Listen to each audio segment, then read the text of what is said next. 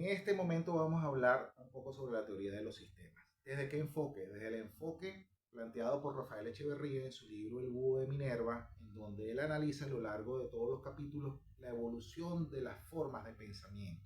Hay uno en específico al cual se refiere, que es el pensamiento sistémico o la teoría de los sistemas desarrollada por Ludwig von Bertalanffy.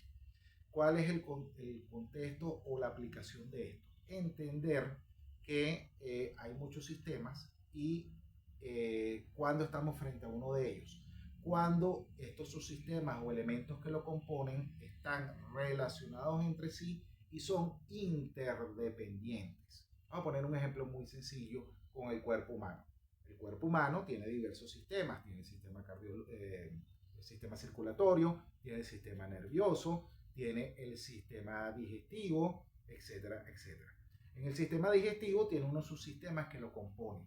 Tiene, por ejemplo, su boca, su esófago, estómago y luego los intestinos delgado y grueso, para ponerlo sencillo, ¿no? Y el sistema circulatorio tiene además un corazón, unas arterias, unas venas, unos vasos capilares. Y el sistema nervioso tiene un cerebro, una médula espinal y unos nervios. Estos sistemas se pudieran analizar de manera independiente, pero dentro del cuerpo humano todos estos sistemas son necesarios. Un cuerpo no puede funcionar únicamente con el sistema circulatorio, ni únicamente con el sistema nervioso, ni únicamente con el sistema digestivo. Todos son absolutamente necesarios para que ese cuerpo no colapse, para que ese cuerpo funcione. Y además de esto, aunque en el sistema nervioso el órgano más importante es el cerebro sin una médula espinal y sin unos nervios no funciona.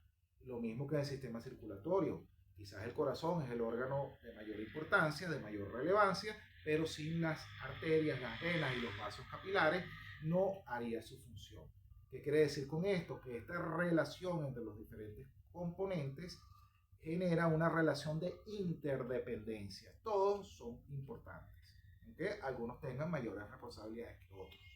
En el caso de un país, tiene muchos sistemas que interactúan entre sí. Por un lado, tiene a su sistema político, en el cual está por un lado la ideología política que priva en los partidos políticos que están ejerciendo las funciones de poder, los tomadores de decisión. Además de eso, también la ideología o la visión política que tiene la ciudadanía, y eso es lo que incluso hace que influya en el comportamiento de los partidos políticos y de los políticos como tal, de los candidatos a los diferentes cargos de elección popular o en los diferentes espacios de poder. Y además de eso, tenemos la forma en la cual interactúan los diferentes poderes y también qué también funciona la separación y autonomía de los poderes. Si hay algo muy parecido a lo que Montesquieu planteó en su obra del espíritu de las leyes, donde hay un sistema de controles y contrapesos entre los diferentes poderes para que solo el poder ponga freno al poder, o si más bien la cosa va por donde hay acumulación de poder en pocas manos, donde hay algún régimen que pueda ser de tendencia autocrática. Entonces todos esos elementos están en el sistema político de un determinado país e incluso la forma de Estado y la forma de gobierno que hay. No es lo mismo, por ejemplo, una confederación a cómo funciona una federación o un Estado centralizado o un Estado que constitucionalmente se precia de ser federado, pero tiene una federación muy precaria, muy débil, en la cual todo dependa del poder central. Todo esto está contemplado en lo que sería el sistema político, pero hay un gran binomio, porque la política no se puede analizar separada de la economía y lo mismo que la economía no se puede analizar separado de la política. Entonces también tenemos un sistema económico en el cual encontraremos, por ejemplo, cuál es la tendencia, si es un sistema de planificación central de la economía o un sistema donde haya más instituciones de libre mercado. Además de eso también, cómo es la política fiscal de ese país, cómo es la política monetaria de ese país, cómo es la política de ingresos de ese país y además de esto, cómo son lo que se hace para que ese país tenga las condiciones dadas para que se desarrolle económicamente. Todo esto interactúa entre sí, el sistema político influye en el sistema económico a su vez influye en el sistema político. Y además de esto también tenemos otros sistemas como por ejemplo el sistema militar, o sea, el cuerpo militar está concentrado en lo que es el tema de defensa y soberanía del país o el cuerpo militar también influye en otros espacios de poder. Esto también es importante considerarlo a la hora de analizar desde la teoría de los sistemas cómo es el comportamiento de un país. Este es un enfoque sumamente holístico en el cual no se analizan las partes de manera individual, sino que se analizan las partes como componentes de un todo.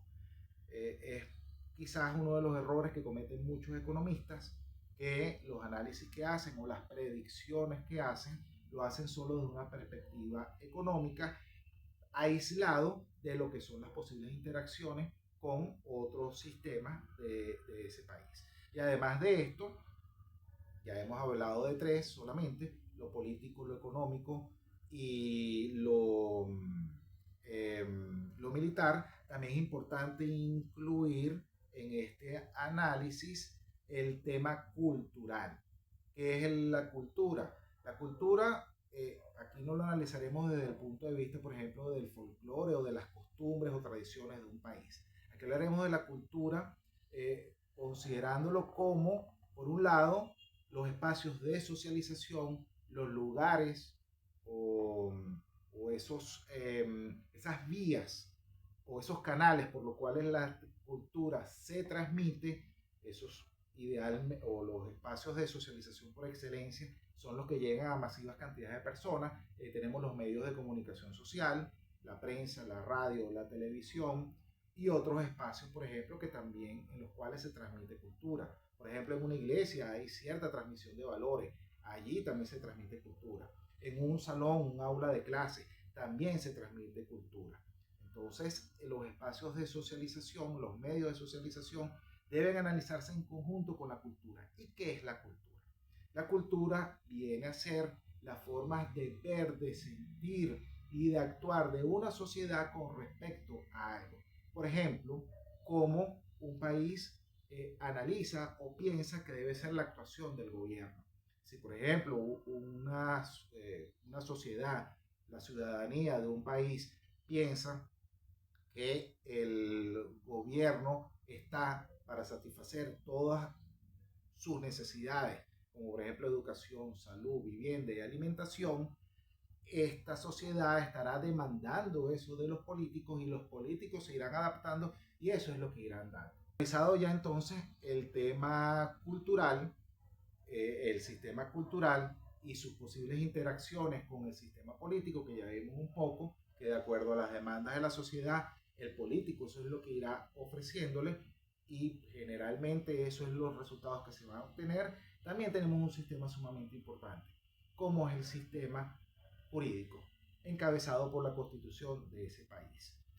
Es posible que llegue a un espacio de poder una persona que profese una determinada ideología política, pero si en el sistema constitucional está previsto algo que va por otro sentido, es muy difícil que esta persona que profese esa ideología pueda poner en marcha lo que esté ofreciendo o lo que haya ofrecido durante su campaña política. Porque al final de cuentas, el sistema jurídico y constitucional va a representar una camisa de fuerza para el accionar de esas personas. Un caso, por ejemplo, muy palpable de esta situación es el caso chileno. En el caso chileno veíamos a la señora Michelle Bachelet, militante del Partido Socialista, y teníamos a Sebastián Piñera, de tendencia socialdemócrata. Ambos, ideológicamente, tenían una visión de la sociedad, pero el sistema constitucional que privaba era el instaurado por el régimen de Augusto Pinochet. Entonces veíamos cómo, por un lado, aunque llegara alguien de tendencia socialista a ejercer la presidencia o de tendencia socialdemócrata, los resultados de Chile eran muy buenos porque venían dados con una tendencia liberal. El último presidente que está actualmente en el poder trató de poner una constituyente, pero la sociedad chilena no le convenció su propuesta y se mantuvieron en el régimen constitucional anterior. Entonces vemos cómo lo que representa una parte del sistema político, lo que es la ideología del gobernante, no tiene unos resultados porque el sistema jurídico no le permitió hacer los cambios que de repente pudo haber ofrecido durante su campaña. Entonces ahí vemos cómo para analizar a un país hay que analizarlo como un todo porque un sistema termina influyendo en el otro. Entonces, bueno, esto es todo en líneas generales con respecto a la teoría de los sistemas. Hasta una próxima oportunidad.